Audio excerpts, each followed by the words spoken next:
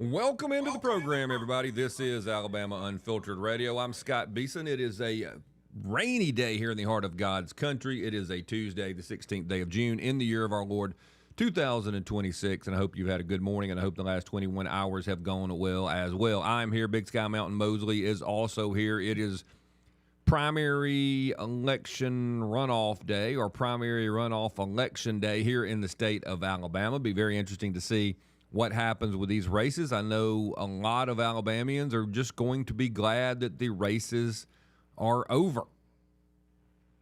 It's definitely a struggle during campaign season, and I understand the feeling of I'm glad they're over. It's hard to hear the same ad over and over. It's difficult to deal with the negativity in some of the ads, and hey, the person I'm running against is terrible, and the other person says, no, the person that I'm running against is more terrible than I am terrible, and it's just back and forth, back and forth, back and forth. Here's the thing that is the dirty little secret is for all the dislike we have for how these campaigns are run, they are run in the fashion that they are because they work. There is a strategy involved. There is an understanding of human nature. Sometimes candidates want to attack the other candidate, and we all think, well, they're just trying to attack them so that I'll change my mind and vote for you instead of the person you're attacking. That's not always the case. Sometimes the attacks are purely to get you to be fed up and go, I don't like either one of these people. I will stay home and not vote. And it's interesting. Look, we've all done it. We've all said it.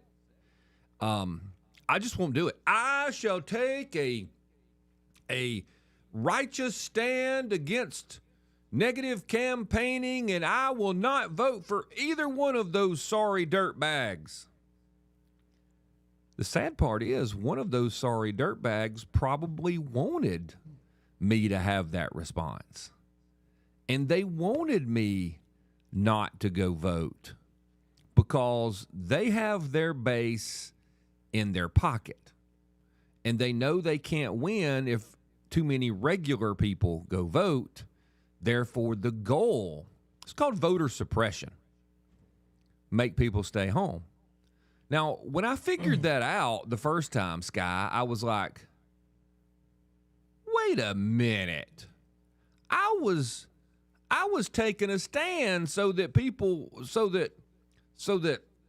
these folks would know that I didn't come and vote because I don't like either one of them. When I realized that no one of them wanted me to do that, I felt kind of, I wouldn't say I felt dumb. I felt like, wait, there's something I don't understand here. These people are playing at a level I'm not understanding. You know, I thought I was really saying something. I thought I was really going to make a difference. And me and the thousands of other regular people who had been put out by just the constant barrage, we did what they wanted us to do. Is that not a disturbing thing, Sky? That they're like, wait, yeah, we're fine. Hey, yay! Scott, you stayed home.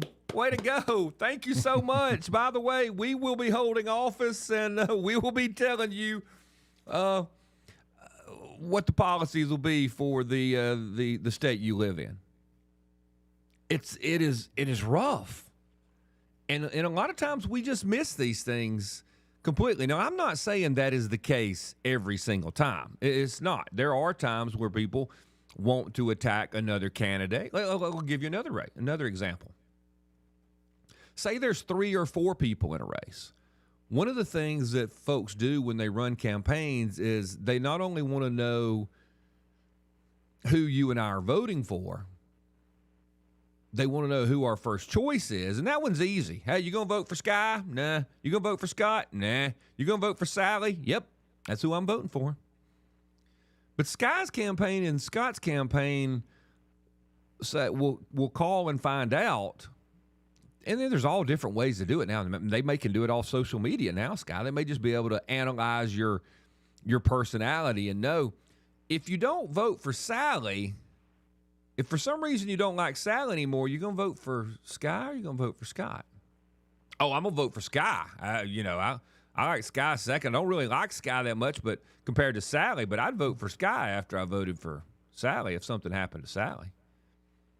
So what they do is they'll go bash Sally to drive votes to Sky.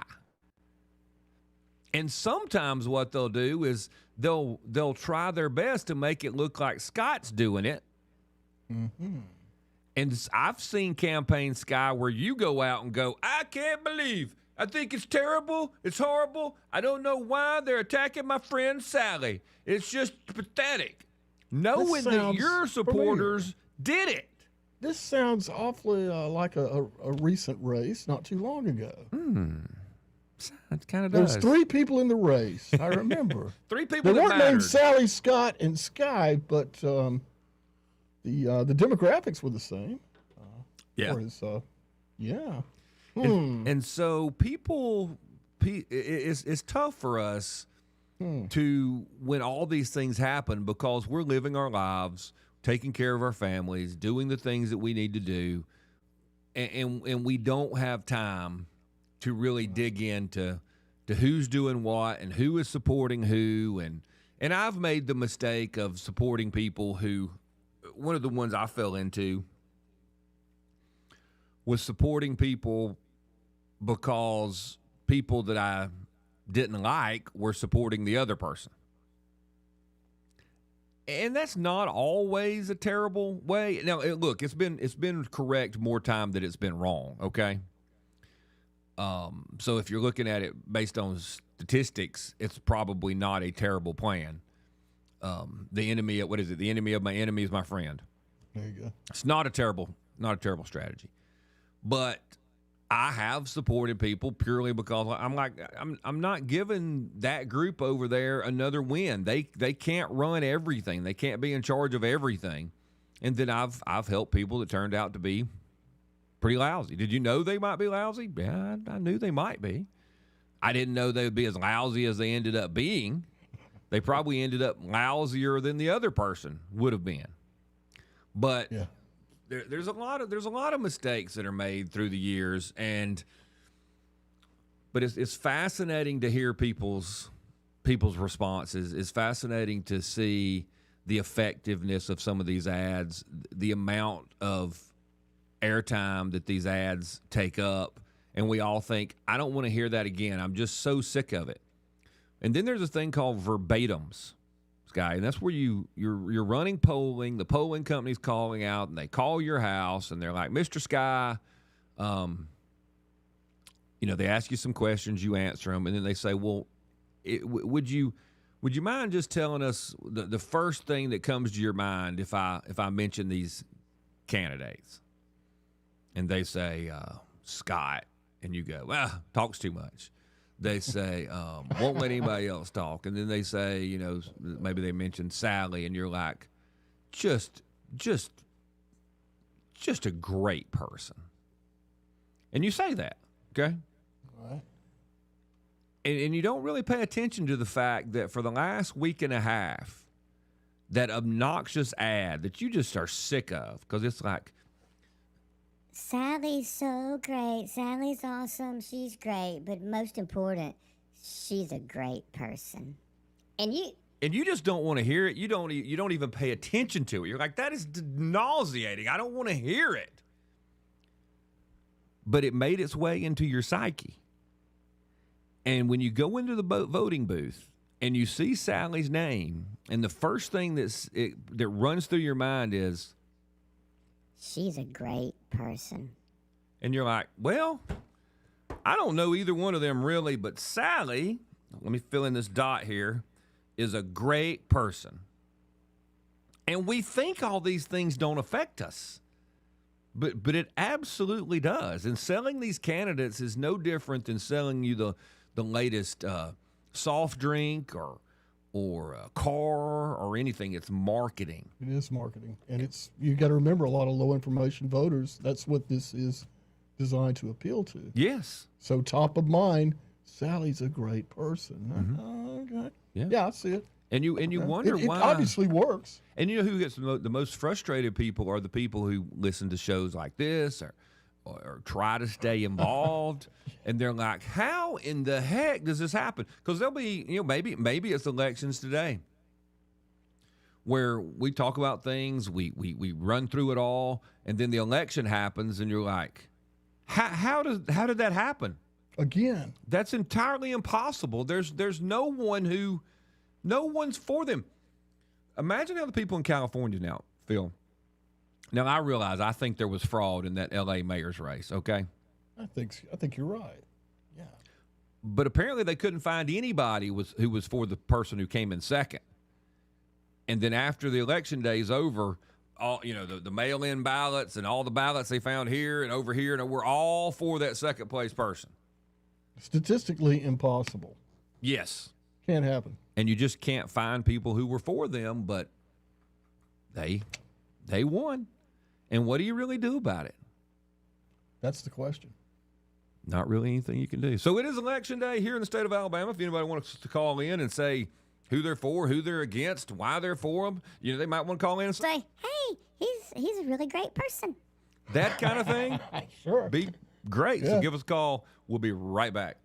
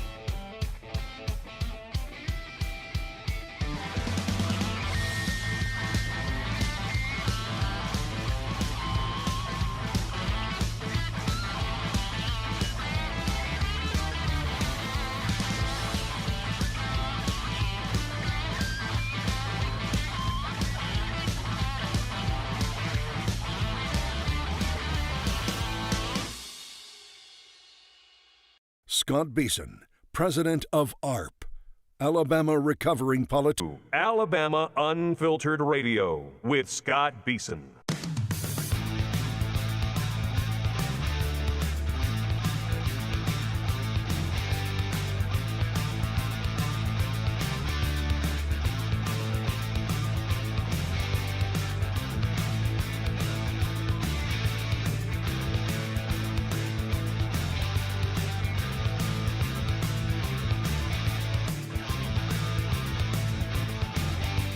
So, a lot of stuff to do today. Let's get out to your phone calls if you want to join the program. 1-800-289-9228, 1-800-289-9228. Let's go out to Red Top. Red Top, welcome to the program. I hope you are well. Good morning, sir. Good morning. And I hope things don't look good for the runoff because it's raining, and Alabamians can't get wet unless it's in hunting season. Yeah, we'll see. Now, I mean, if this was, it's gonna be a low if turnout. if they could make hunting, if voting as popular as hunting season, they could probably get a better turnout in this state. Yeah, maybe so. Let me tell you, they were talking about how much money everybody's going to make on the World Cup, and they said Europeans are being exposed to all kinds of great products that they're probably going to want to take back to their country. And they mentioned potato chips, Kit Kat, and Coca-Cola. These are not things that are good for anybody. Yeah, well, I They're understand that. toxic. Do they not have Coca-Cola and they have Coca-Cola in Europe, don't they? They have it everywhere, man. Yeah, I was about to say. They just probably have, theirs is probably not as bad for them as ours is. There's probably real sugar over there. They have to use real sugar. No, they don't have to. They do it because they can't get away with the chemicals in Europe that they get away with here. They're very strict. Yeah. No, I wish Now, we were a little more strict, but it would cut down on the profits. God, a lot more. Thank goodness for Bobby Kennedy Jr. Now, one thing Jay Mitchell kept bringing up at the debate, Scott, was the 405 appointments that the lieutenant governor makes when he's elected. And this is the first I ever heard of this. Apparently, there's all kinds of administrative offices all over the state that the lieutenant governor appoints. Can you now? Why was Jay Mitchell, who's running for attorney general, talking about the lieutenant governor appointment? I'm sorry. I meant attorney general. Oh, okay. All right. Okay. So he was talking about I guess, all the courts, peoples, and all that kind of stuff. 405 out of 67 counties is a lot of people. Is that true? And who are these people? I have never been the attorney general, so maybe it has to do with state prosecutors across the state in some way. That's a number I've never heard of, Red Top. Well, yeah, if you have a way to Google it, 405 was a consistent number. He mentioned it 10 damn times. That's about the only thing he had to talk about. What are the appointments that the Alabama Attorney General makes across the state? Let's see. Searching. Says they do not appoint local officials. Appointments that include the staff and legal leaders, solicitor general, chief deputy, special prosecutors, Medicaid fraud unit. I don't know how they get to 405, but I'm not doubting that he said it. So yep, I don't know. That just gave me a new perspective on the broadness of the attorney general's job. And he did make a good point that it's very important to have the right people in those positions. Yeah, no, I agree. Can you imagine, though, if you ended up being attorney general, how would you find 405 people to appoint? I guess everybody would apply for it, and you'd just have to choose. You'd basically just be hiring people. Well, I guess I would just choose the 405 people that showed up to vote. Fair enough. Go Trump. All right. Thank you, Red Top. Maybe one of Mitchell's people is listening. We could. I'm trying to see if I can find a number. No, that's the first I've ever heard of that, Red Top. The 405 appointments out of the Attorney General's office. It just seems like a lot. So certainly does. I don't know about that. Let's go out to what's the order on this one, Scott? Charles Hollis. Charles Hollis, welcome to the program. I hope you're well. Happy Tuesday to you. Happy Tuesday to you, sir. Before we get started, I want to congratulate Charles Hollis and his wife on 50 years of marriage. They just celebrated their 50th. They just had their 50th Friday night. Yes, sir. Friday. How did your wife do it? Charles Hollis, we need to get her on the phone. I be there every week. You show up every week. Yeah. I said I beat her every week. Oh, you beat her okay. every week. Wow. Keep that woman in order. Yeah, that's right. You stay here till I get back home. That's right. It works, apparently. I know you're kidding. I am. Yeah, Of course I am. I voted this morning. All right. You know, I almost went before I came to the office, but I decided to wait till this afternoon. But how many people were there, Charles Hollis? Me? Just you? What do Me? you what do you think the turnout's going to be? Did you vote in the Republican runoff or the Democrat runoff? Oh, man.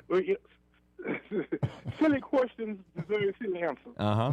But you even asking such a question. Well, I mean, I didn't know. I I didn't know if you voted a few weeks ago. You could have chose either one if you didn't. What you been smoking? He just got off the phone with Red Top in That's right. Scott's defense, man. So Trying to he's- get the turnout up. Yeah. The art of Johnson. Yeah. But I was the fifth person that voted there this morning at Trentham in Montgomery. That's not good. Yeah. Were you there like at straight up 7 o'clock?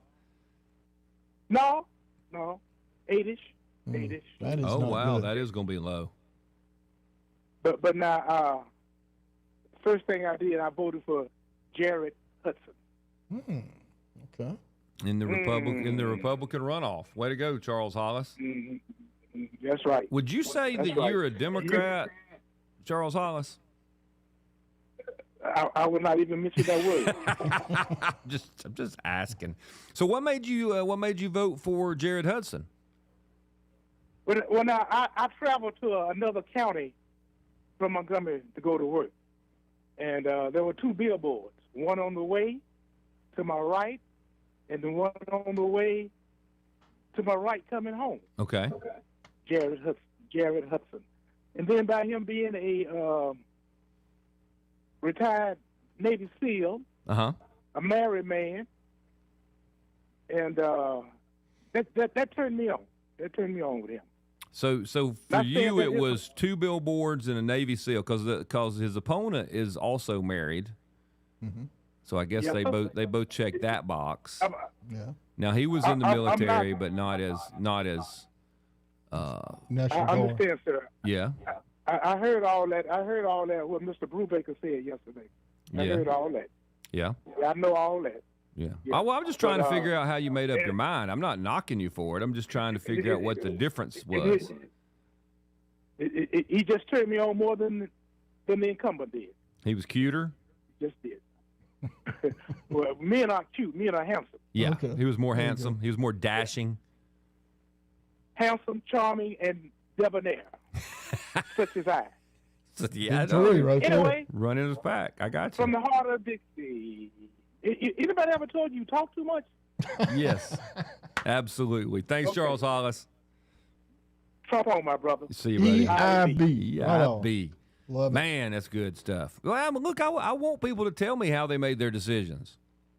I do too. I'm very curious, particularly in that race, Yeah. because, like you said, the put them side by side, and everything they say the same thing, similar background. Yeah.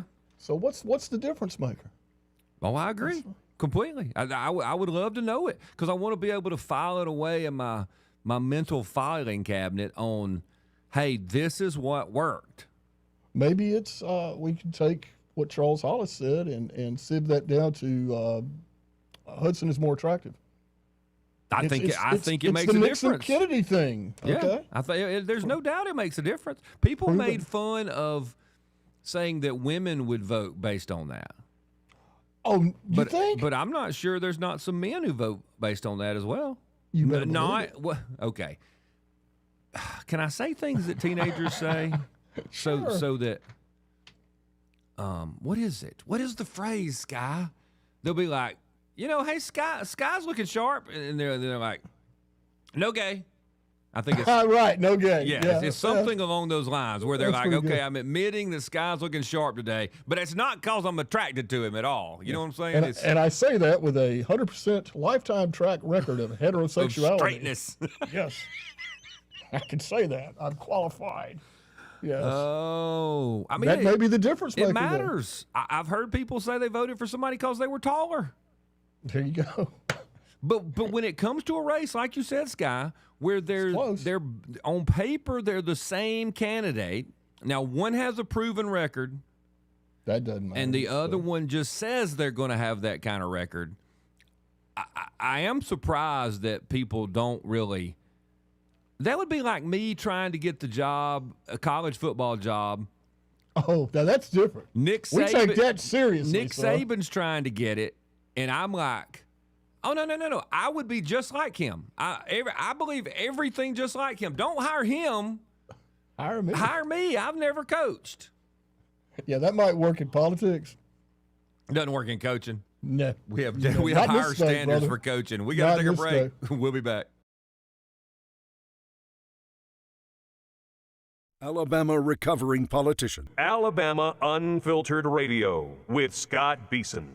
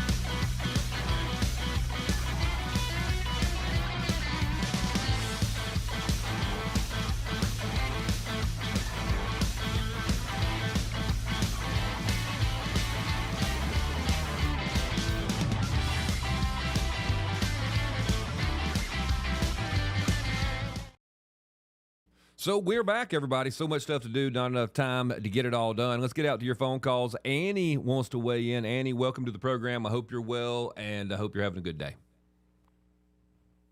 So far, so good. Thank you. I had 2 points I wanted to make. One, my place where I vote in Prattville, there was 50 people that had been there and voted before me, and that was at like 8:45. How many people are usually there about that time? Do you know? No, I moved to this neighborhood recently, so I'm not sure how many normally show up. But yes, ma'am. when we initially voted, like a month ago, I think there was like Okay, all right. Well, it sounds like it might be a little bit down. Usually, because there's usually a rush from 7 to about 8:30, and then little bump at lunchtime, and then the afternoon rush is pretty big. So, sounds to me like we may end up with about half the turnout we had in the primary. Man, that's bad. That's slow. I'm afraid of that. I am. Yes, ma'am. The other thing I wanted to mention, and especially, but I had thought about it, and then based on that last caller, and I didn't know if I could mention names of candidates or not, but since he did, I guess I can. No, you absolutely can. Okay. I had already known that I was going to vote for Barry Moore. Mm-hmm. I follow politics very closely, have for many, many years, and I've been really pleased with the job that he did. So I'm happy for him to be a senator. But there was a lot about Jared Hudson that was impressive. But the thing that totally just turned me off on Jared Hudson was he did an advertisement bashing Barry Moore for lying about his military service. Mm-hmm. And Moore's military service was not the norm that people think of, but he did serve. But the particular thing that struck me was he said Barry Moore lied about being in combat. Right. And he posted on the ad the statement that Barry Moore said about, I've worn those combat boots. Yes. Well, I grew up in a military family. My dad wore those combat boots lots of times when he was not in a war, even though he fought in 3 of them. You don't have to be in a war to wear combat boots. It's part of the uniform. Yeah, I thought it was a kind of boot, but apparently somebody else thinks it's not. Well, he used that, I think, in a very deceitful way to imply that he wasn't actually in combat, and he was saying he was. He was not saying he was in combat. That's just military people all the time might say, well, I got my combat boots out this morning, I had to polish them. That's just what they call them. Yeah, well, and back in the day, they wore combat boots to when they did PT test, and I mean you wore combat boots all the time. Exactly. Training. And an older person, might mention them differently or might reference their boots differently. Yes. But the age of Barry Moore I thought it was completely normal, and I just thought that was disgusting. And I sent an email to Jared Hudson's campaign telling him how disgusting I thought it was. Right. And people that don't follow and don't know, they base their vote on how many billboards somebody paid for, then they're going to be buffaloed by that kind of deceitful stuff. And I hate it. And that just did me in with Jared Hudson. Well, I appreciate you telling that story. According to their folks, one of the articles I saw just the other day said that the race had either become neck and neck or that Hudson was ahead by a little bit, and they attributed that surge to that barrage of misinformation. Now, they didn't say it was misinformation, but the controversy surrounding his military service is what they gave credit for that surge. Yep. So if Jared Hudson becomes the Republican nominee for U.S. Senate today, I can say it without any bias that it was because of his people questioning the military service and kind of making that, well, you said something about combat boots, you weren't in combat, and you weren't a real soldier. And by the way, did you note that I'm a Navy SEAL? Yeah, and I just think that's terrible. And, Jared Hudson mentioned Barry Moore was guilty of stolen valor, which is a horrible, horrible thing to be guilty of. And that's not true. He's not guilty of that. And, I get so frustrated, and I have been involved in politics since Reagan's second campaign. So yes, ma'am. I just gave my age away. But the thing that gets me is people that are so uninformed go vote, and they do not know the truth. They right. just vote for somebody because they had more signs or they said something crappy about the other person, and it is so frustrating. And then we wonder why we have some of these deceitful people serving in Congress. Yeah, and the last thing I want to say, and I know I've got some folks on the line, But what's frustrating is when you have the situation like this one where they're misrepresenting the facts and stretching something as far as they possibly can, and then you turn right around and you've got somebody who absolutely did something wrong, and you can't get anybody to believe that one. Exactly. And sadly, it gets down to uninformed voters. Absolutely. And, people do not do their research. They listen to advertising, and it's just so frustrating. But, you go and you cast your vote and you say a prayer and you just hope that the majority of the good people win. You got it, Annie. I appreciate it. Eric the dog, all you folks, hold on. We'll be right back to you.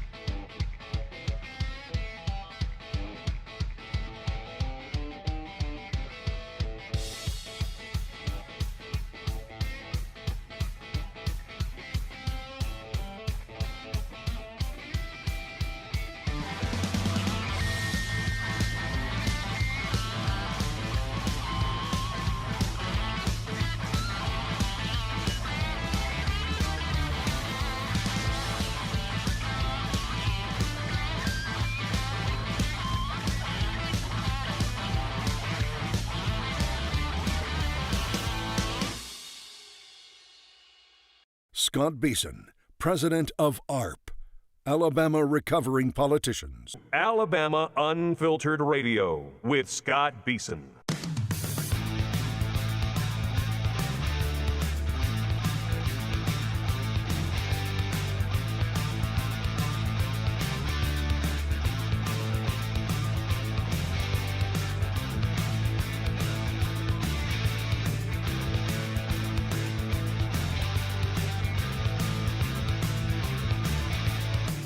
Welcome back into the program, everybody. Starting off second half, Alabama Unfiltered Radio. If you want to join the program, the number here, 1-800-289-9228, 1-800-289-9228. So some of the stories that are out there, apparently the FBI has thwarted a alleged terrorist attack that was supposed to have occurred during, what did they call the thing? America Fest, U.S. Freedom Fest. Freedom Fest. America 250, Freedom Fest, several names, I believe. Yes.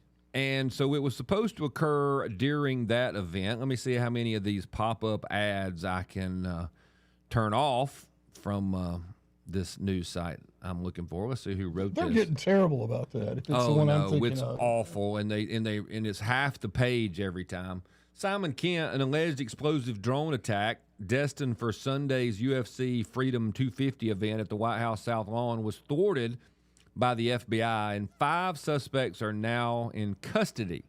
It was revealed on Tuesday. Kash Patel, who have they given us all the Epstein files yet? That's negative. Negative, because we don't need to know that anymore. That it was all, and it's all been messed up, and it's just now we don't even know if it's true or not. It's all. Right. It's and we're all been stupid to be thinking about it. Apparently. Yes, and I'm not MAGA because I want to know. Sky, just for a real quick thing, because an article that I was telling you about during the break that I'm debating whether or not to even talk about it on this program, kind of puts me back in the, I don't care. I don't care if the world comes to an end. I want all these human trafficker, child abuser, molesters, and then when they get down to, she wasn't a child, when you're into all that stuff, I want you. I don't care if you're a gajillionaire. I don't care if you're a billionaire. I don't care if you hold the greatest political office in the history of the world. I don't care if you're secretary of this or secretary of that. I don't care if you run the some child's bank. You get the first part. I don't care what you do. I don't care if you're the World Economic Forum. I don't care if you're royalty.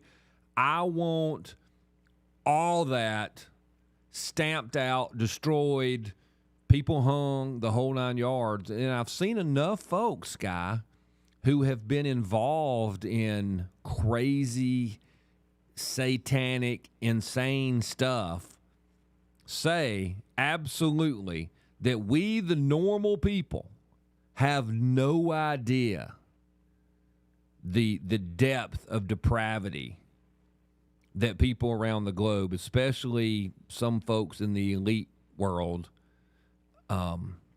take part in all the time. And I have no reason to doubt these people. These are people who've come out of witchcraft, who've come out of certain types of secret societies, and they're like, these are real things. And these people in the spiritual realm, which I know a lot of people don't believe in, but it doesn't matter if you don't believe in it or not, it's there.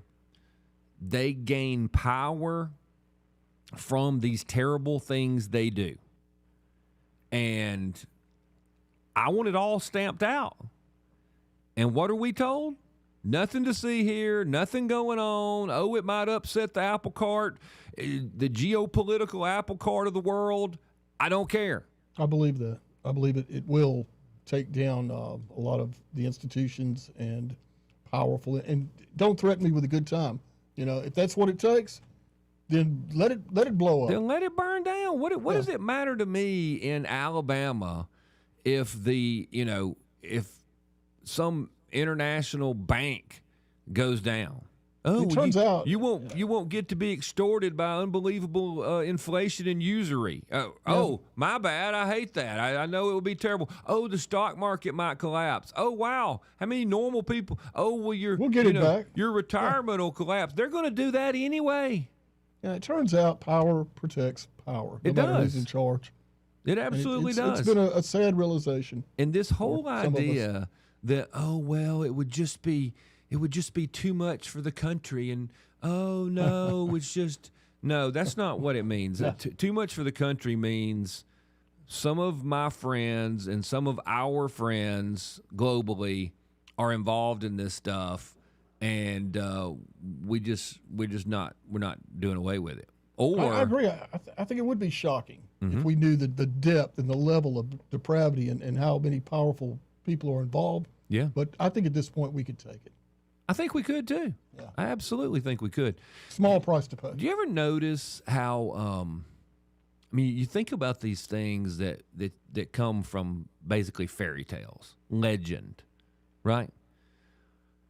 How many of the fairy tale evil queens stayed young and beautiful? And how did they stay young and beautiful? Sucking the life out of young girls, right? Yes. And you think, wait a minute, that's kind of a recurring theme through some of these legendary fairy tale kind of things. Even Hansel and Gretel, wasn't the witch going to eat the children? That. Yes, she's going to cook them in the oven. And then you roll that into some of the witch stories from history.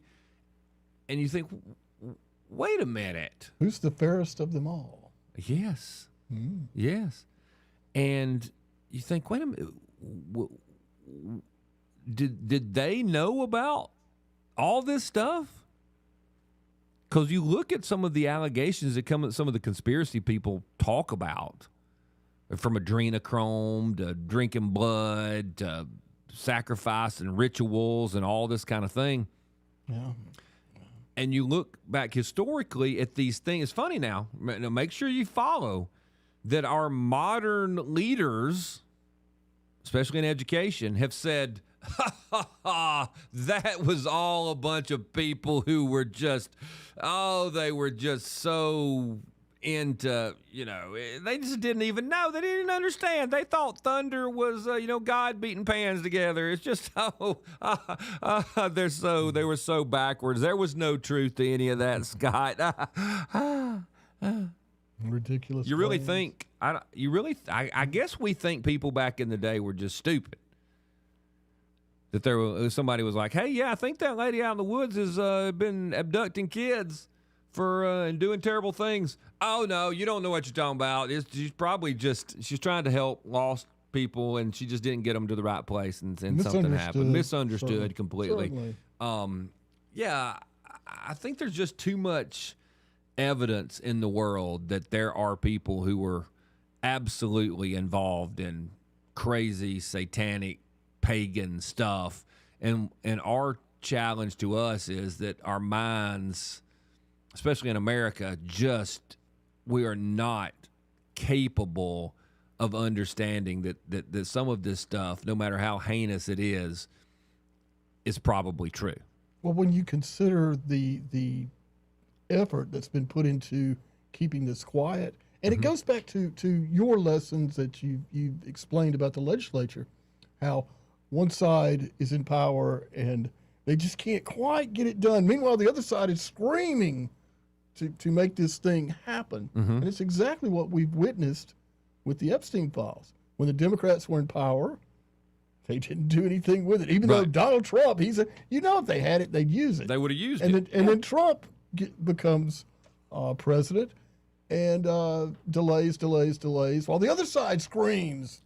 And then finally it's just, so yeah, there's obviously a lot more to this. And obviously the powers that be aren't gonna reveal it. No, they're not gonna let it be. Not gonna let it happen. I mean, my understanding is, and a great example about how they don't tell us the truth. We had the story yesterday about the bio labs in Ukraine.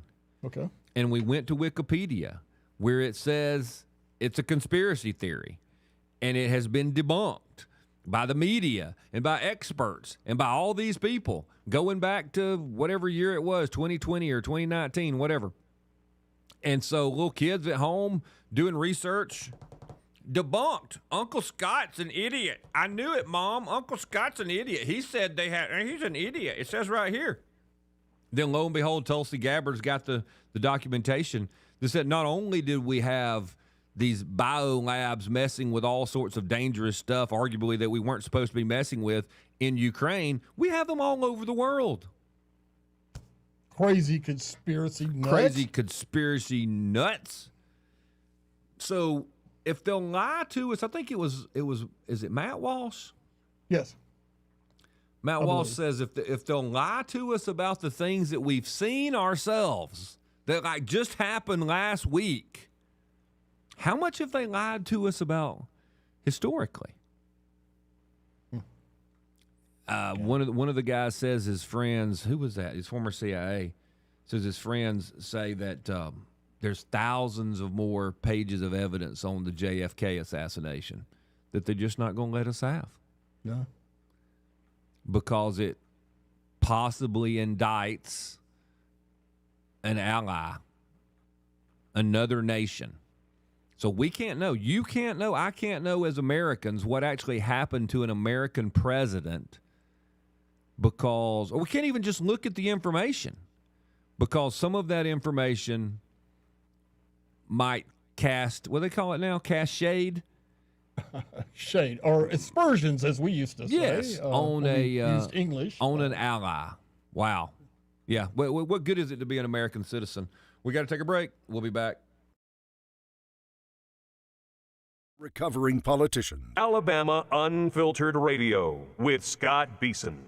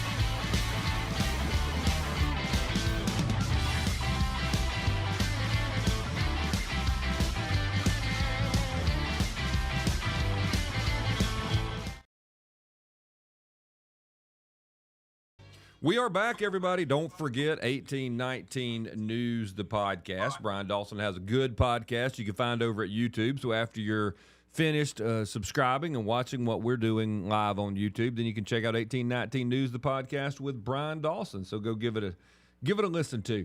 Let's go out to your phone calls. Let's go to Simpler Days. Simpler Days, welcome to the program. Good morning, gentlemen. Morning. Morning, my friend. Just wanted to chime in on the Kennedys. There was some shading going on that we know because we were told all those years ago that was Camelot. Mm-hmm. And we know that's not true. But that's what it was portrayed to the American public. Yeah. And as we know, Kennedy and his brother were rolling in the hay with Marilyn Monroe, and Kennedy had other relationships with other women. So there's a lot of details they don't want to let out. Mm-hmm. It may come to light once they start opening Pandora's box. But, I mean, all down through history, the public only gets the tip of the iceberg. Yes. Of the underbelly of politics. I mean, that's in law enforcement. We keep the secrets of the underbelly of society. I know two investigations in Montgomery. Two investigations that I was involved in. They were autoarousal cases. Very influential people. Mm-hmm. They were both ruled as suicides, and the general public never knew. And that's been going on forever. Never knew that they were suicides, or never knew that they just ruled them as suicides? Never knew that they were autoarousal cases. I don't know what that means. Autoarousal is when someone is sexually enhanced, sexually excited by putting a plastic bag over their head. The Batman thing. Oh, yeah, I didn't even know. And then they ended up dying from this stuff. That's that guy that was in excess, Hutchins. That's how he. Yeah, went.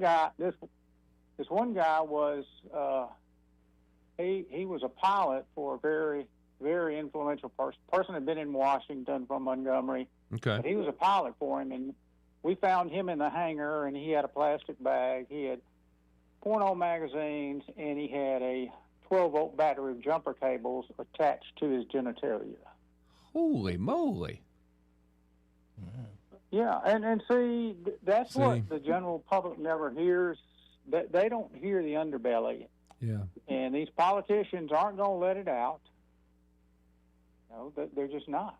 And that power controls everything. And so when someone, like on a jury, and they say, well, I can't imagine that happening. Well, if you can't imagine it, then you don't need to be on the jury. Yeah.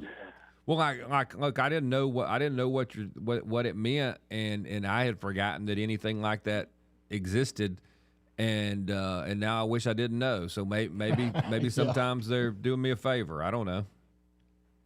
Well, maybe they are, but if you get put on a jury and you say, well, I didn't know that existed, and well, yeah, it does, and that's why you got to prep a jury. That's why you got to make sure everybody understands that politicians and rich folks put their pants on one leg at a time, just like everybody else. Yeah, no, I like to put it as they're just as big a chuckleheads as everybody else is. At least. Have a good day, gentlemen. Hey, thanks, Simpler Days. I appreciate you. That's a dark story. Oh, yeah. Golly bum. Yeah, that's a real thing, though, Scott. Well, but it does fit into what we were saying. I mean, that's just a little example. I mean, it's not a perfect fit, but that we just don't fully get the depravity of mankind. I think Simpler Days was pointing out that we were being protected from the truth for our own good, which does play back to the Epstein thing on a much smaller, friendlier scale, of course, but same holds true. Oh, my goodness. Let's go to Roku Tour for our update. Roku Tour, welcome to the program. Good morning, gentlemen. I apologize for the ambient sound. The rain is coming down as I'm coming back from the polling place. Oh. No, it sounds good. Where are you located? So how many people were pouring there, here, too? All right. Well, yeah, we'll start with the vote poll, and then I got a quick 30-second World Cup update. Mm-hmm. Normally at my polling place, there's 150 to 250 people there. When I've rolled through 10, 15 minutes ago, I think they had 68 total. Okay, maybe less than half of normal. Okay, that makes sense. Well, less than half of what tries to get in the first 10 minutes. Right. I got you. So, and yeah, I'm one of those super voters. I'm a 4-4. I stay very educated, informed. So I took some extra time this morning to really consider my ballot and think I feel good about who I picked. Are you wanting to tell people who you picked, or are you just going to keep it quiet? Sure. Yeah, sure. For Lieutenant Governor, I went with Wes Allen. Okay. Because I really like what his brother Tim the Toolman Taylor does with Wall, and I think he can handle Wall. Sorry, high information voter right very here. Good, man. very good. It's a way to stay informed. Absolutely. Do your research, yeah. Went with Barry Moore because I absolutely want more for Alabama. And when I think Hudson River up in New York, and the last thing that came down to Alabama out of New York stirred everybody up, and I don't like her. Yeah. Wow. Very good. That's what I was thinking. This is starting out to be quite a Same review process. so far. Yeah. Okay. Look, you Keep got it going, to man. do your research. Yeah. Absolutely. I went with Catherine Robertson because I like her family's Duck Dynasty TV show.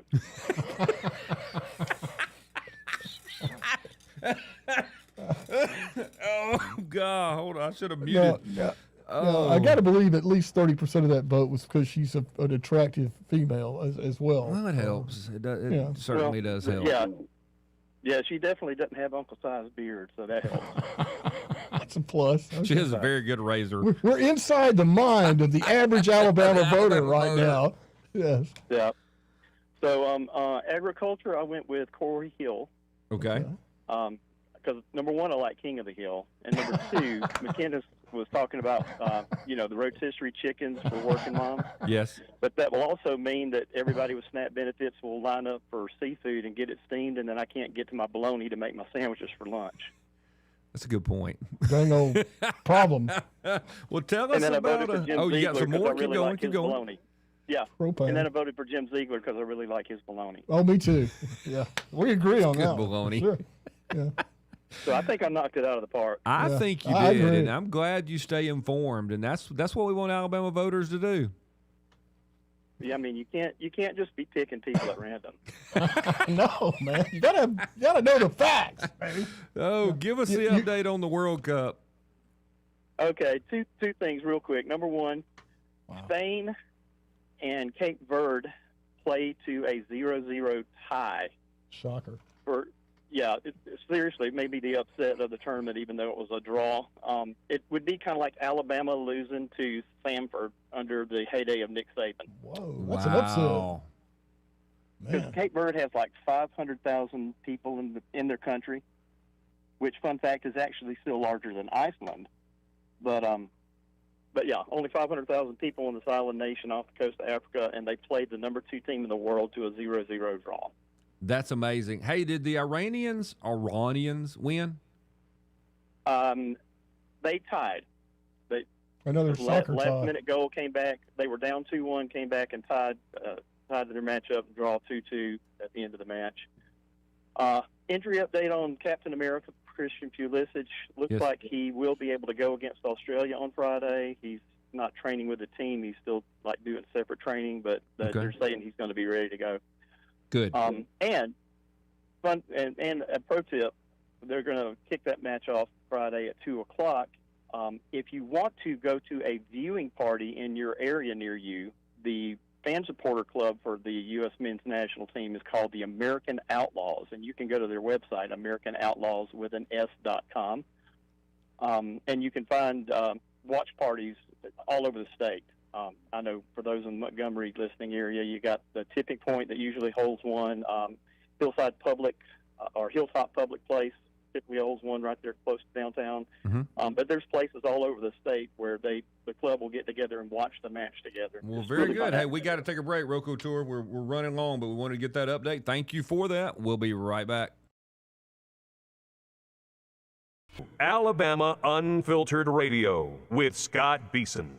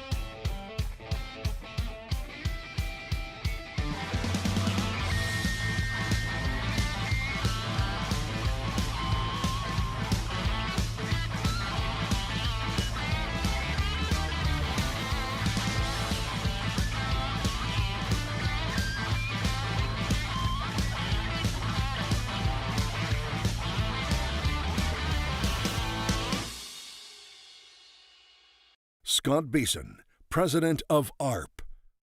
We are back, everybody. Goodness gracious, the day is flying along. Let's get out to your phone calls again. Charles the First of Dewey. Charles the First, welcome to the program. I hope you are well.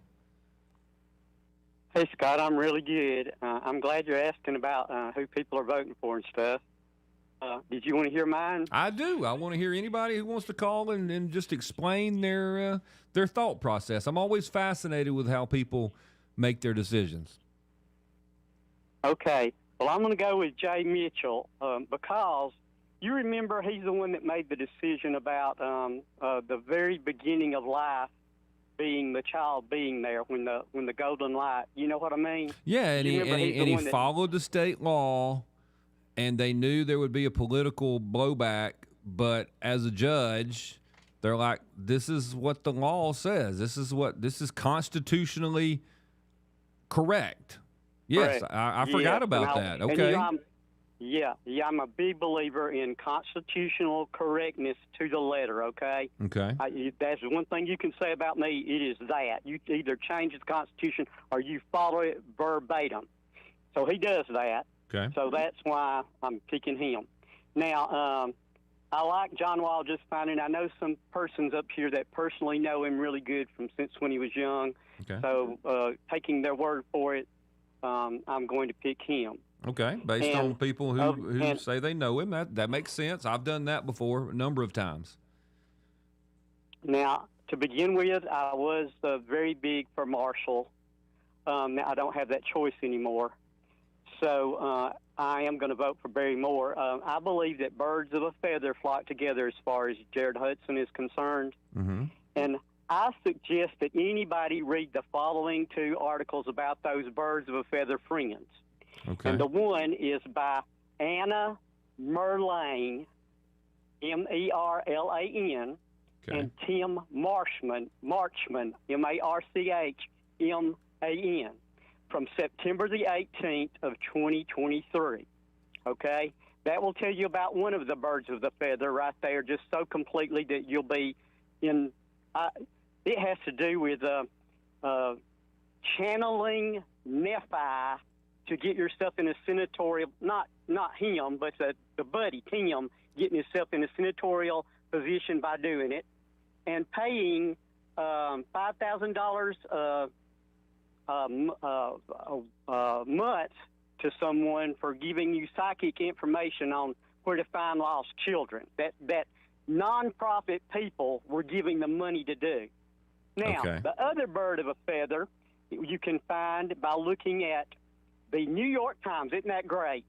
Because this is a Democrat person that is the buddy, okay? Okay. And you can look up New York Times on March the 31st of 2023, where you'll see an article about, I've already kind of told you about it, Christopher R. Swanson.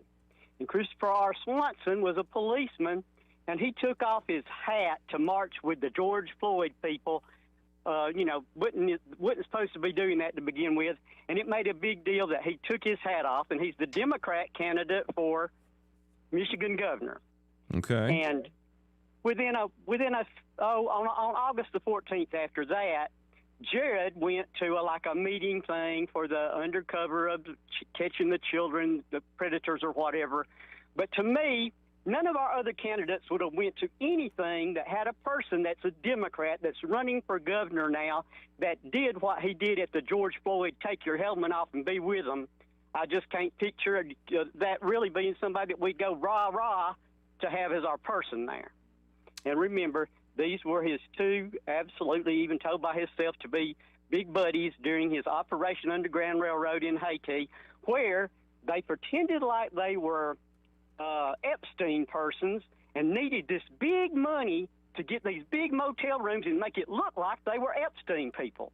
And where Tim Ballard got in trouble in Utah by at least 5 of these women that said he's making us take showers with him to prove this. He's all kinds of stuff that the article will completely tell you about, and that even like a person way up high with the church had to say we're moving ourselves away from this occurring. Right. And the psychic's name is Janet Russon that got the money. That's also part of what was going on there with those women that really got into it. And the article tells you all that. Why would we want anything like that idea of a person being around those persons be our person in the Senate with that background of things happening when you have got Barry Moore that I'm voting for? That's an interesting question there, Charles I of Dewey. Thank you very much. Thanks for having me on. You got it. Take care. Let's go out to Kilroy. Kilroy, welcome to the program. Kilroy? Hey, good morning, guys. Hey, good morning. How are you? Hey, I just wanted to tell you I just voted. Okay. We had a new experience in our voting place this time. What happened? It's always been in a church, but it's usually like in the lobby. And today we actually got to sit and vote in the pews. Wow. Never done that before. You think it'll help people vote better? It couldn't hurt. I think they knew it was safe because there were no Democrats out to vote today. Okay. Oh, man. Never mind. But anyway, I was torn. It's kind of nice when you have two options that you both like. Yeah. Yes. And even though the Senate race has gotten real nasty, the two running right now were my two choices. I'd be happy with either one of them. Yes, sir. So I had to make my decision. So I based it on which candidate's campaign sent me the least amount of text messages over the past month. Are you listening? Least amount. Yes. Are you listening, least political amount. people? Yeah, so it's about 48 for Barry Moore and about 32 for Jared Hudson. And so since he was the least obnoxious, I went with him. Hey, look, you got to have a standard. So you didn't care how much your social media was overwhelmed. It was just your text messages. Oh, I had to turn off Facebook months ago. It's just too much. Oh, it was constant. I mean, it's unbelievable how much political stuff is on social media now. But I've never gotten so many text messages and robocalls this cycle than ever. And not just for Senate, but Ag Commissioner and the local sheriff and everything. It was 4 or 5 a day. What did you do to get on that list? I haven't got a bunch of text messages. You must have donated some money to somebody or signed up for something. I don't know, but if I get my hands on whoever gave my number out, you and me both, bro. I'm going to hope the local sheriff knows I voted for him. You got it, buddy. Hey, thanks, Kilroy. All right, y'all have a good one. Rock on. Good deal. We got to take another break. We'll be right back. Alabama Unfiltered Radio with Scott Beason.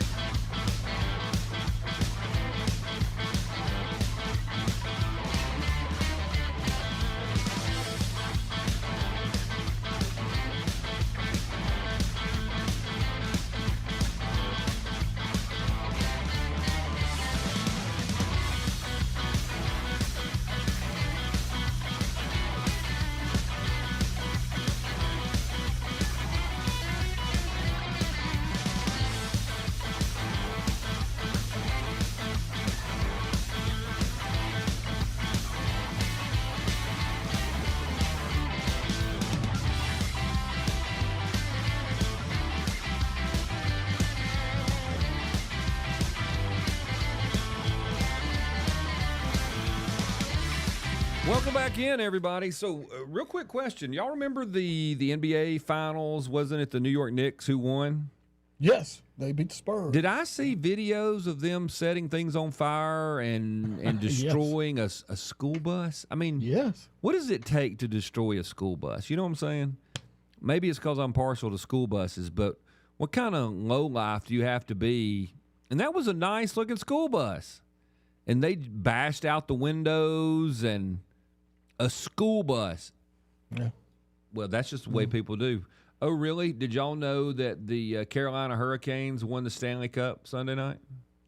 I did see that run across the crawler as I was watching Alabama getting ready to go away. Yeah, we got to talk about that too. In the tournament. So Carolina won the Stanley Cup, and guess how many school buses and fires and riots there were in the Carolinas? I'm going to say 0. I think you're right. Can you believe that? Scored another one, yes. 2 different worldviews, I guess. Yeah, New York is just... these really big blue dot cities, because Carolina's really in Raleigh, isn't it? The Carolina Hurricanes, aren't they really in Raleigh? I believe so, yes. These big blue dot cities, people are just looking for reasons to go out and commit violence. And there was a lot of that, too. I saw some of and they're fighting with each other. Yeah. Just whatever. It's crazy. It's wild in the streets. Wild heathens. Yeah, savages. A lot of that kind of stuff happening, but when you don't support law enforcement, that's kind of what you get. Yeah. But then like South Carolina, do you think Lindsey Graham really won the Republican primary? I don't know who his opponent was, but you'd think they would have done something about him by now, but no. No, I mean, name recognition is big. I guess South Carolina's a lot. That's where I saw the person who said that they literally did not know anyone who supported Lindsey Graham. Like, you always have one of your relatives or one of your neighbors who's for the other person, and you're like, what is wrong with you? But this person says, I did not know anyone who said they voted for Lindsey Graham, and Lindsey Graham wins the Republican primary. Now, I don't know who was running against him. Maybe they figured out a way to make all the opponents be completely clueless. But Lindsey Graham, some kind of mental syndrome where they're ashamed to admit they voted for Lindsey Graham, but by some psychological defect. Scott, tell me why would anyone vote for Lindsey Graham? Tell me. And did you see what he's mad about this week? No, what's his problem? What's his beef? His beef was that the UFC fighter said that Michelle Obama was a man. Now, here's my question. If you're a U.S. senator, if you're Lindsey Graham, why don't you just not say a word about that? Yeah, let it go. And if somebody asks you, just say, look, I don't know. These guys can say whatever they want. I mean, it's ask them. Don't ask me. But so why does Lindsey Graham care? If it really bothers him, why would he promote it? He's just putting it right back out there. Is he that dumb? Or does he feel an obligation to be defensive? Speak on every little thing. Maybe. He's so important. We need to know exactly what he thinks about what every UFC fighter says. About Michelle Obama. Right. It just, I don't know. There's no explaining that guy or the people that put him in office. That's South Carolina, for goodness sakes. Anyway, all right. So one of the things I wanted to talk about today, we've talked a lot about the elections, and if you want to weigh in on the election, or if you've got some comments, or you want to say what the turnout was at your polling place, if you want to call us and tell us how you're voting and how you made your decisions, I think that would be interesting. But these are a couple of the things that I saw that I think we absolutely should learn a lesson from, even though on its surface it doesn't really mean much. On its surface, in the history of the world, the history of the United States, it doesn't seem to matter. But I do think there is a lesson to be learned. North Carolina student, this is a story by Mike LaChance, wins a legal settlement after the school accused her of vandalism. And you're like, what? So why are you telling me this, Scott? Some kid, painted something and got in trouble for it. Why do I care? Well, This North Carolina high school student was accused of vandalism and investigated after she painted a pro-Charlie Kirk message on a rock that's on the school's campus. Now, a lot of y'all have seen these kind of things. They may have, big rocks sticking out, an outcrop somewhere, and for years and years it's been painted to say different things, and that is what was going on in this North Carolina school district. This rock had been painted before for BLM and all sorts of other things. So Gabby Stout is the girl's name. She gets permission, apparently, somehow, to paint the rock, was allowed to paint it. It says, according to this Christian Wagoner, says, although Gabby had gotten permission and had been allowed to paint messages in support of causes like Black Lives Matter, school officials responded to Gabby's message about Charlie Kirk by painting over it, publicly accusing her of vandalism, interrogating her at the school, and calling the police. So this rock at the school can be painted to say all these other things, but she put "Live like Kirk," John 11:25. And that had to go. And that had to go. So my point is, when you're dealing with people on the left, I know we got to take a break. Oh, it's the hard break. We got to do it. We'll be back.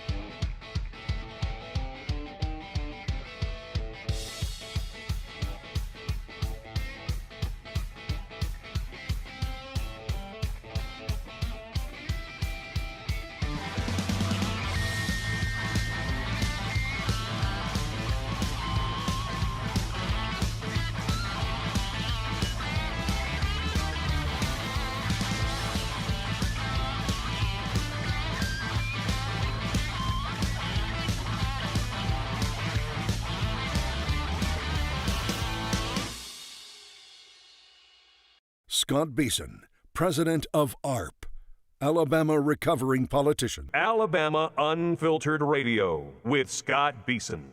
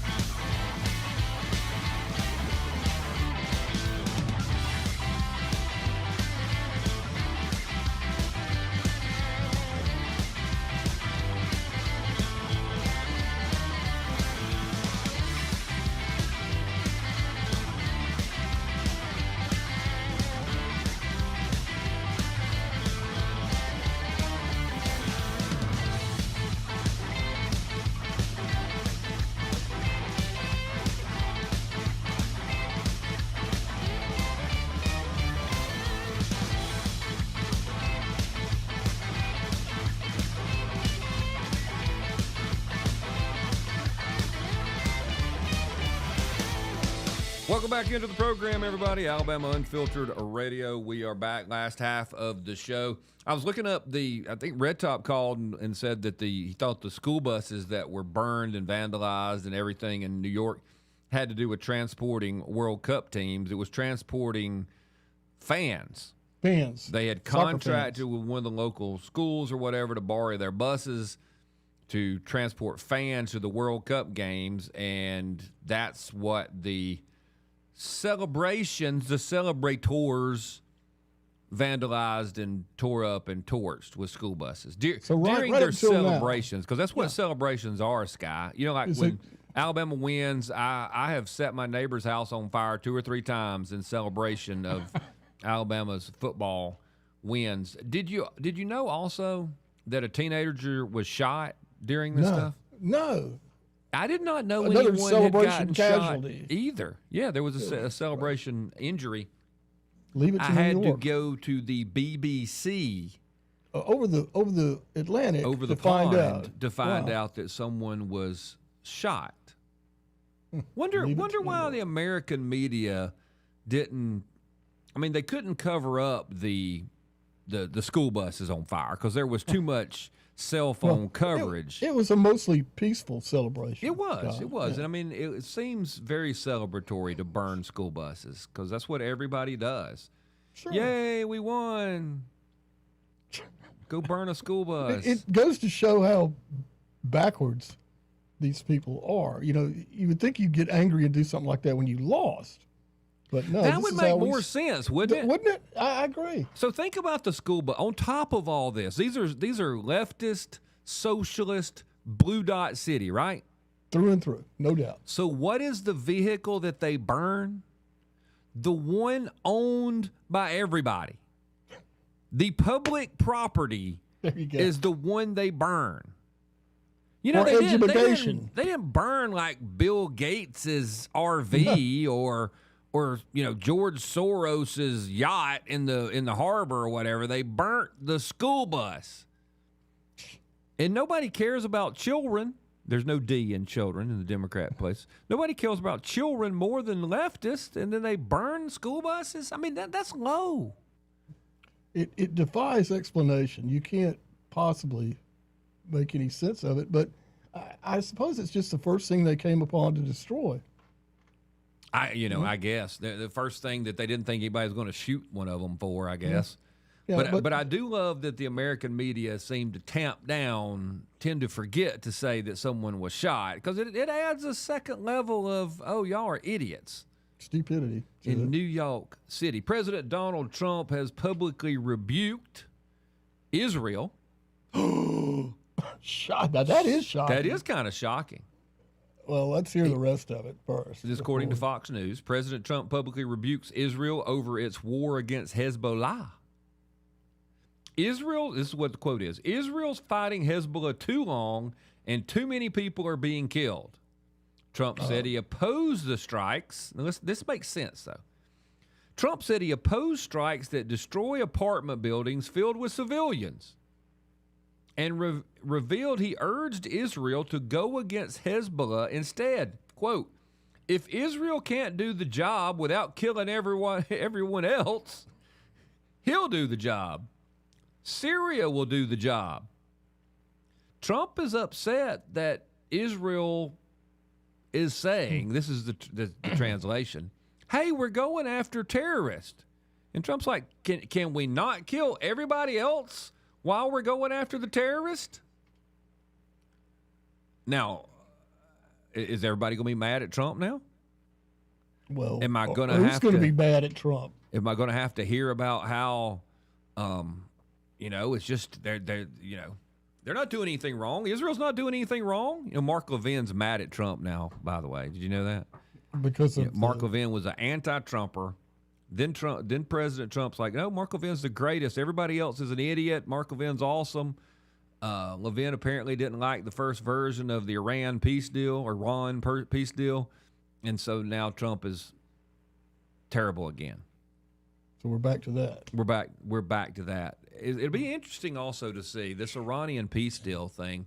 We still don't have all the details, but I do think it should be noted that the mainstream media and a bunch of people, I don't know at whose behest, all singing in one accord is that this is a terrible deal. America didn't get anything. It's awful. It's the worst thing ever. And then when you call them up and say, "Hey, give me the details. What all is this deal got in it?" They don't know. So if they don't know the details, why are they spending countless segments of time telling the American people that it's a terrible deal? They don't need the facts. You get what I'm saying? It's a Trump project. It's a Trump peace accord. So it's got to be bad. They don't need to know anything else except Trump. Yeah, and all Trump said the whole time was, we're just trying to keep them from getting a nuclear weapon. Now, I didn't necessarily believe that was just the deal. But have you seen some of the other undercurrent that's out there? So J.D. Vance says, well, what was he said exactly? I don't want to give you just the Scott Beason version, the translated version. Basically, he says, well, we'll talk to Israel later about this. There'll be a time. So Israel apparently is not in on the peace deal. Now, here's the quandary for all my friends out there, okay? Why are people upset that Israel is not in on the peace agreement? Huh? Now I need your answer. Here's the problem people have. Because the answer is, well, because they're a part of it. Oh, really? They're a part of it. I thought y'all told me they weren't a part of it. I thought you told me they didn't get us into this. I thought you told me they're not the reason we're in this conflict. Oh, no, my bad. No, they're not. They're not. Okay, well, if they're not, then why would they need to be in the peace deal? Isn't it crazy how these knots get us all twisted up? And we first go out I and practice to deceive. Yeah, we go out and say something on a Monday, and then something changes, and on Friday we're like, gotta cover it up. What do I call it? Glitching. Yeah. We're like, hey, He's wait a glitching minute. the Matrix. It wasn't them, was it? We're not there just for them. I thought we were there to end this 40-something year battle we've been in with the Iranian regime that we helped put in place. I thought that's what we were doing. We were finishing up that and making sure that they didn't have nuclear weapons. Well, yeah, that's what we're there for. Well, then then Israel doesn't need to have a say in it because that's not their fight. Can you imagine Mike Huckabee? Mike Huckabee's dying. It's hard. It's hard to keep spinning these plates, keep them in the air all the time. All at the same time, because eventually they start hitting each other. King, right. king, king. And you're like, don't come off the stick. Keep adding more plates. It's don't hard, come off man. the stick. Yeah. So my hope for all of it is that we can have some sort of peace agreement. Do I think you can trust the Iranians? No, I do not. My guess is a win for the United States is an agreement not to have nuclear weapons, and I will be shocked, Sky, if there is not some sort of safety guarantees to the region on anyone being an aggressor. And I have a feeling that a demand of peace across the entire region enforced by the United States against anyone and everyone who's doing something against the standard boundaries, I just feel like that's going to be some part of this, because I don't know how Iran agrees to give up some of their programs if other people in the region can have such programs. And I think some people are going to lose their minds. I think there's a couple of bigger things in this peace deal than people know. And that's why it's pretty hush-hush. What do you think? A lot of moving parts to enforce. And who's going to provide all the oversight? Well. And there's some people who just don't want peace. No, there's not. And I think we're going to be shocked that there's some people on all different sides that don't want peace. I mean, heck, let's be honest. We have people in the United States that don't want peace because war is profitable. Being in conflicts across the globe makes some people tremendous amounts of money. And nowadays, here's the thing. Here's the beauty of it, Sky. Remember back in the day where they're like, we don't want boots on the ground. We can't have boots on the ground. Boots on the ground don't make near as much money as no boots on the ground. That just firing every projectile you can possibly manufacture without having boots on the ground. I mean, people are expensive, but you can make a lot of money just making missiles, can't you? Oh, yes, and they have, and they'll continue to. Somewhere, someplace, sometime. We got to take a break. We'll be back.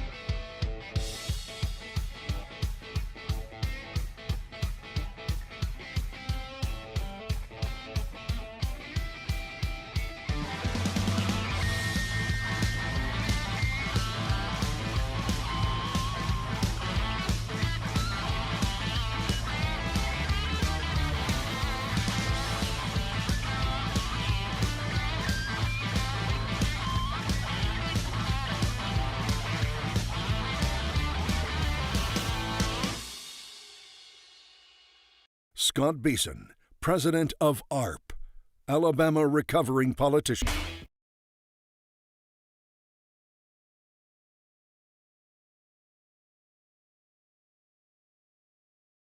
We are back, everybody. Let's get back to that story about the little girl painting the rock. Yes. And the school decided that she was now a vandal and needed to be stopped. Now, she was painting the rock with something from Charlie Kirk and a Bible verse. Now, it had been a Black Lives Matter painted rock, and historically been this rock by the school that gets painted for all sorts of reasons. A lot of people, a lot of different schools have this kind of thing, and it's, but my point is, and this is what I want people to understand, and as we move into this surveillance state that we're apparently going to just let the government do, and as we move further and further away from cash till we go to this cashless society where we're monitored every moment, and everyone thinks, oh, it'll be fine because I'm not going to do anything wrong. Your definition, my definition of wrong quickly evaporates, and it becomes, what do the powers that be, the people in charge, what do they approve of? And are you in conflict with what they approve of? Because this little girl puts on what, live like Kirk, and she is made into a terrible person. Yeah, live like Kirk, John 11:25. I forgot what John 11:25 says. Is that it's not I'm the way, the truth, and the life. It's for some reason it's close to that, but my brain is spazzing out. So Lord, if you had been here, my brother would not have died. John 11:21. That's John 11:25. Oh, I'm sorry, 25. Yes. Let's see. What's 25? So is it the end of the Lazarus story, or the story? It is. I am the resurrection. It is. I am the resurrection and the life. The one who believes in me will live, even though they die. Well, fair enough. So, so that got people, the school board, upset. The Charlotte Mecklenburg schools upset about it. And the point is, you can be a vandal. You can spray paint your stuff. You can paint the rock. You can do all that until your message is no longer an approved message. And then you're now a vandal and a criminal. You get what I'm saying? So I promise you, look, go out into the city of Birmingham, go out in the city of Montgomery. There are places in these cities where people have spray painted huge walls down by the railroad track. You know what I'm saying? Down by the river. Down, there'll be places where it's just like spray painted mural after mural after mural. Looks like the sides of railroad cars. You know what I'm saying? I do. And go spray paint that some conservative message instead of some gang sign. Okay, and see if you get arrested. See if they take the time to try to figure out, was that you or not.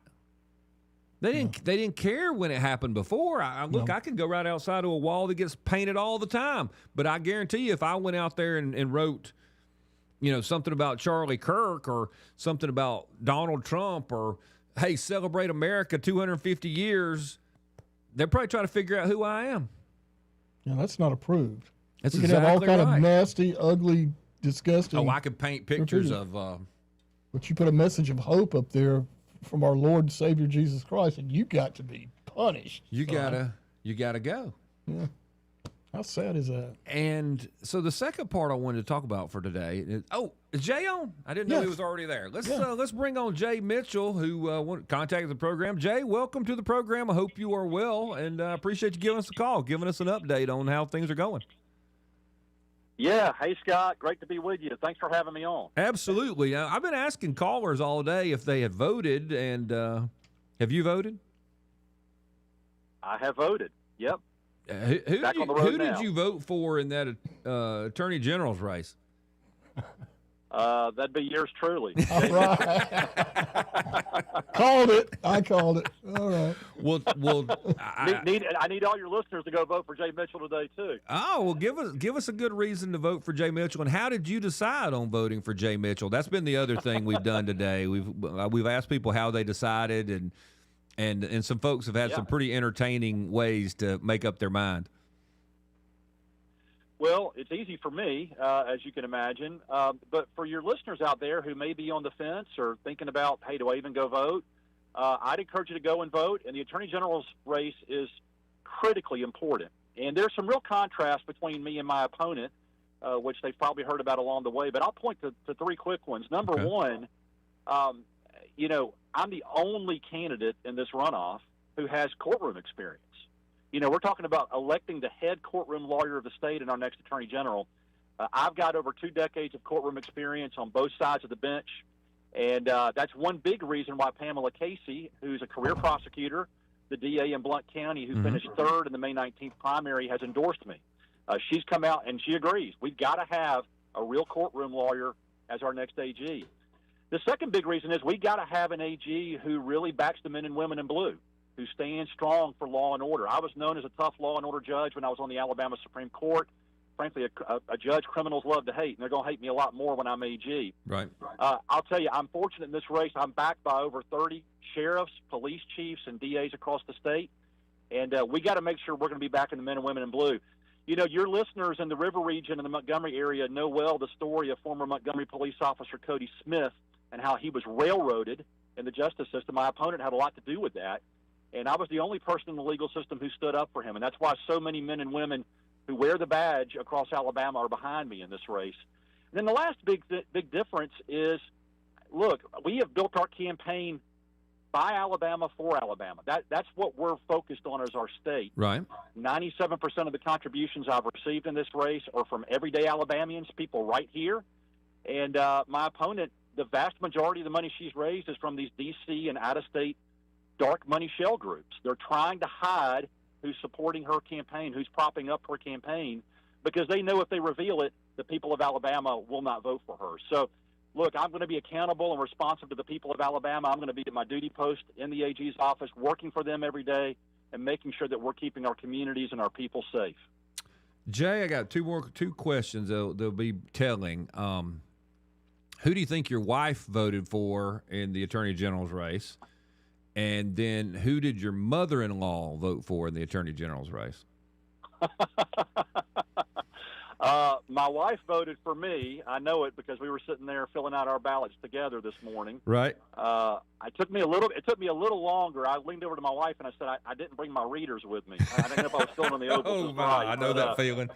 I'm turning 50 in August, and the readers are definitely a thing now. My mother-in-law lives out of state, so she didn't vote for me, but she's a fervent prayer warrior. She's got her Bible study folks and prayer people praying for the campaign, so she's fully invested. Excellent. Hey, Jay, I appreciate it, you giving a call, giving us an update, and just being a part of the program there in the River region. Jay Mitchell, we appreciate your call, buddy. Good luck to you. Thank you, Scott. Appreciate you. Yes, Talk sir. Bye-bye. That's pretty good. Yeah. I mean, look, all the campaigns are listening. They call if they want to, but that was a good closing argument right there. Yeah, from the DA. Yeah, a very AG. Yeah, very, very, very, very good. We got to take a break, Sky. Yes, sir. It's right on top of us. We'll be right back. Welcome back in, everybody. So, I tell you what, it's unbelievable.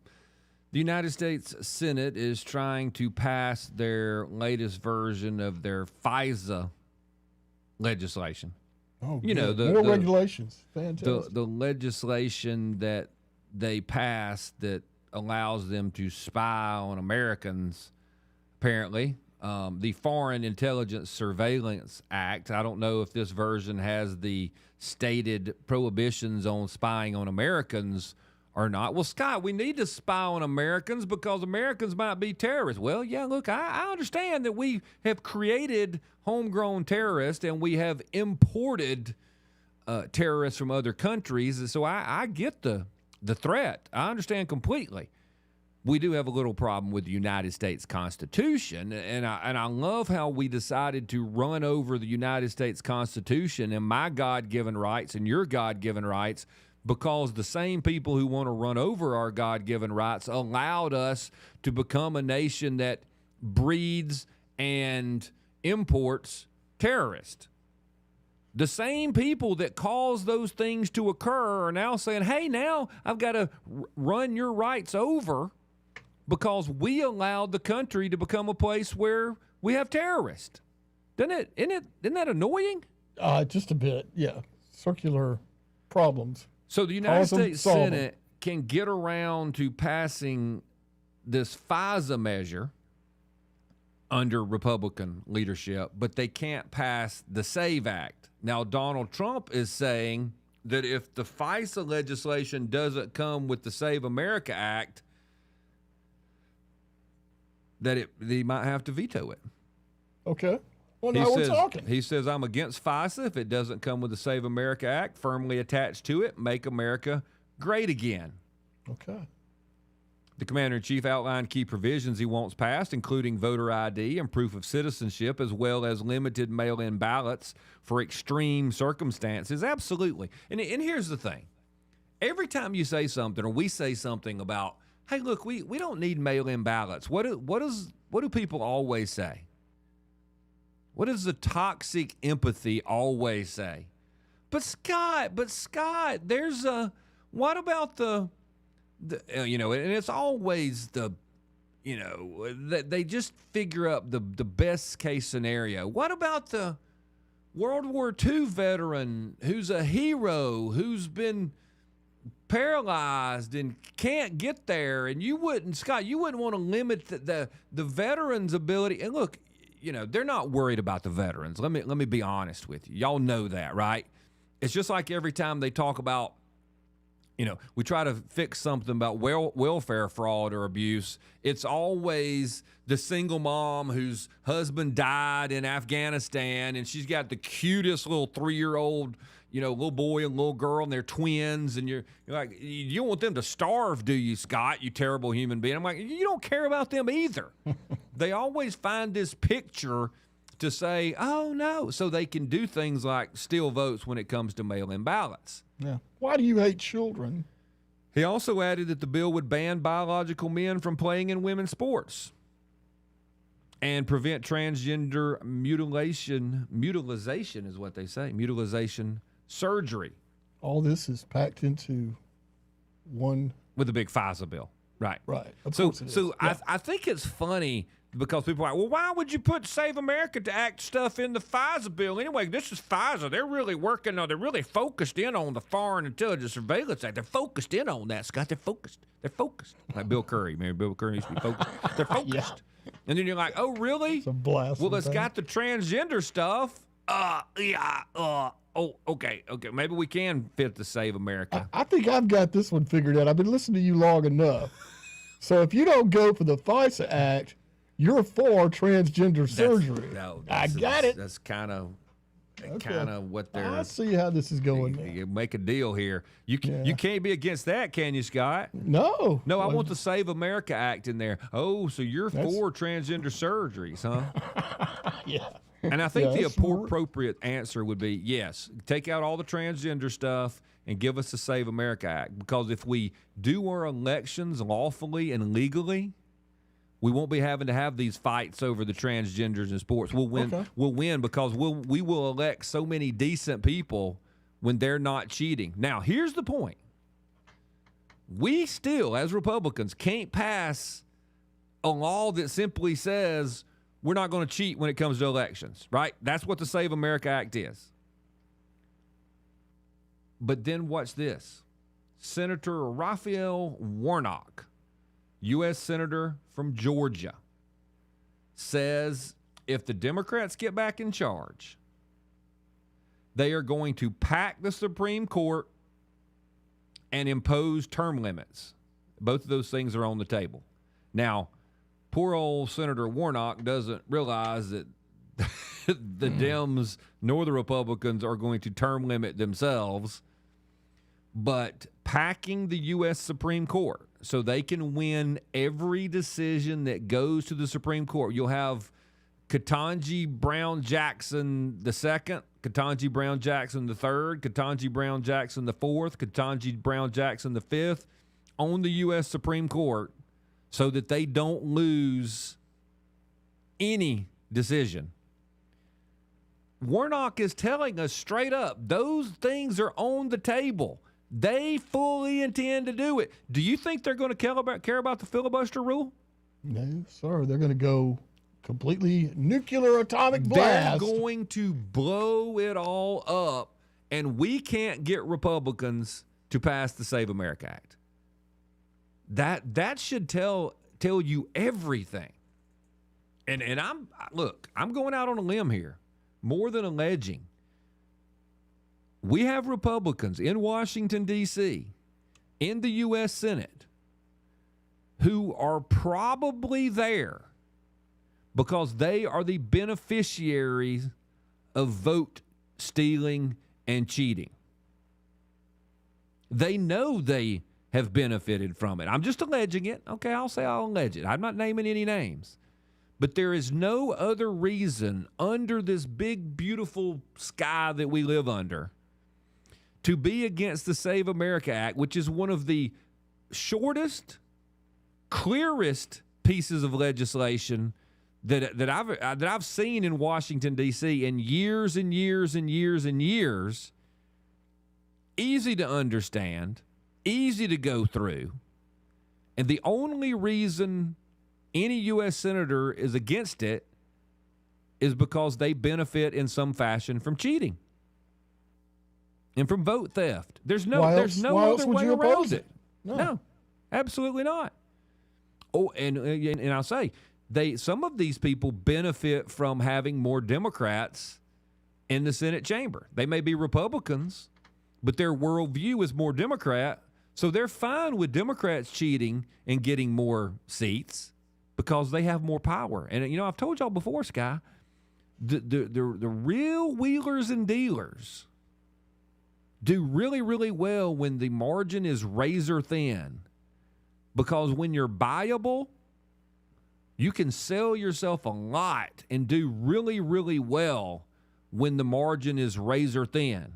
Supply and demand. Mm-hmm. Yeah. If there's a whole bunch of people and you're just an extra one out on the edge, some of these cats don't have any cards to play anymore. Never thought of that. So they like these razor thin majorities. So it shows you the Democrats are going to win when they're in power. They are going to use their power to win. We're in power. We can't even pass something that says, hey, let's stop cheating in the elections, which I have said many times is about morality. It is a morality question. It is the cornerstone of the republic. And they can't run over the Democrats for that. And here's the honest story. The reason they won't run over and use the nuclear option, I don't think they have the 50 votes to win. I think we have so many Republicans. Put down to a showdown, they would not. We wouldn't even get the majority. We have enough sellout Republicans, and that's what Thune, I think, and I'm not giving him any credit for being solid, but he does not want to come out and admit to Americans and Republicans that even if we just did a straight up vote, we probably still lose. Because we have the Collins, the Murkowskis, the Cornyn's, all those folks. The cat from, not the good one from Louisiana, but the other one, Cassidy or whatever his name is. I think that's the secret that no one wants to say. We got to take another break, and then we got some people on the phones. We'll be back.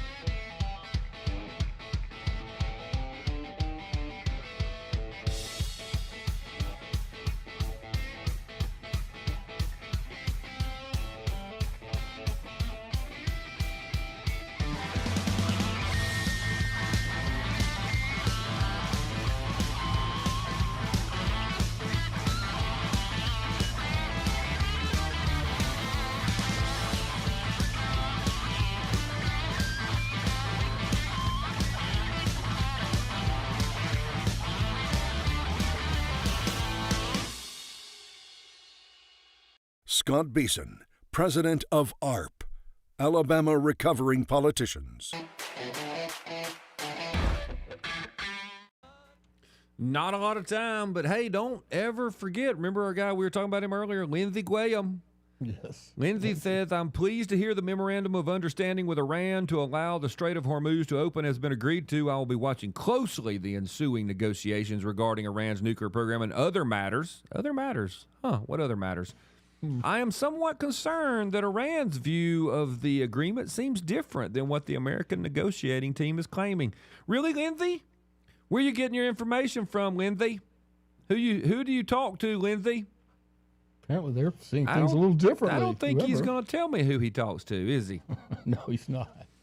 You probably shouldn't even be asking. Oh, I know. You're probably right. Probably right. Let's go to Clark. Clark, welcome to the program. Hey, Scott. Hey, Clark. Let's do this FISA thing real quick. Now, what's that F stand for? I forgot. Federal? Foreign. That's it. My bad. I was reading Mark Levin's tweet that says, I have asked for days, why can't we the people see the dang MOU? Why is Mark? There you go. So, let's talk about we the people. Who has protections under the Constitution of the United States, Scott? We the people. We the people. Do foreigners have protections under our Constitution? No. Are they afforded Fourth Amendment rights? They are not. No, they are not. Right. The FBI does not need some kind of special authorization to spy on foreigners. Correct. The FBI needs special authorization to spy on American citizens. Correct. So, I don't know. Let's be honest. Maybe we could call it, I don't know, the Surveillance State Spies on Americans Act. You're right. How about that? That's right. Can we call it that? Now, how many thousands of, how did they term it? They were inappropriate or they were illegal wiretaps is what they were, and there were thousands of them. Mm-hmm. And I don't think anything ever happened to anybody about any of that. No. And they want to renew this, huh? They do, again, and they've been doing it, every year since 01? Is that when 9/11 was, 01? Why couldn't we have the J6 Persecution Act, too? How about we could have one of them? That way, like, if anybody protests the theft, we're allowed to go after them, too. Let's do that. It's kind of what they're doing. The Political Enemies Surveillance Act. Yep. No, that'd be like Political Enemies Tax Persecution Act. That'd be a good one. Anyway, you might have somebody else waiting. You make a good point, Clark. I appreciate you, buddy. All right, now. All right. Let's go to Sam from Pike County. Do we have time for Sam? We sure do. Sam, welcome into the program. 3 whole minutes. Hey, thank y'all very much for taking my call. Scott, always a pleasure. Mr. Beason, hey, Scott. Yes. Yes, sir. I was telling Scott that in the last few minutes, I just pulled in the parking lot, and I'm parked right dead up front here at Sweet Creek. Good. I'm about to go in. Yes, sir. I'm about to go in. There's a rumor that Reed, he likes to throw a lot of his local stuff local. I'm going to check on the tomatoes, see if they're local grown. What kind of stuff they've got. I'm a coffee man. I'm a coffee and muffin man, but I think today's cookie day. It's raining. Get one of those cookies big as your head. Yeah, cookies are better on rainy days, no doubt. Oh, man. Oh, yeah, I'm sitting here watching the young lady bring food out to the pavilion. I look like a perv, so I better get off the phone. I'm headed to Troy. I'm gonna go vote, go to that and whatnot and all that. But the reason I called, Scott, I just thought I'd wrap up the show with a nice story about a rock. I painted a rock.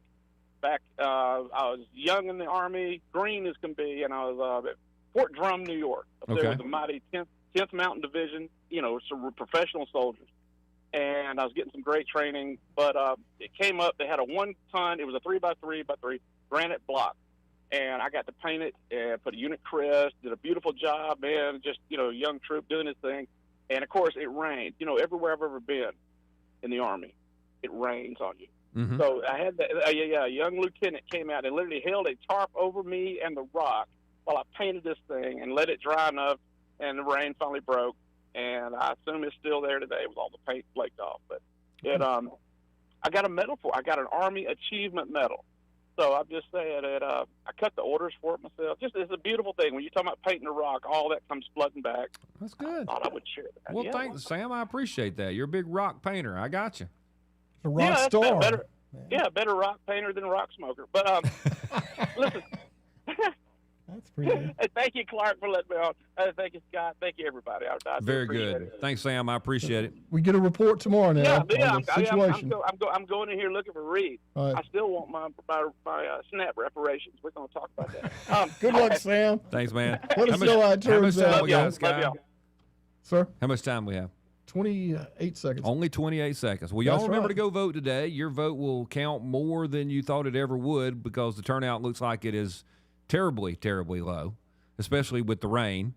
And so tomorrow we'll figure out who won all the runoffs, and we'll know where we are starting from there. So y'all be good, be safe, go vote, and see y'all.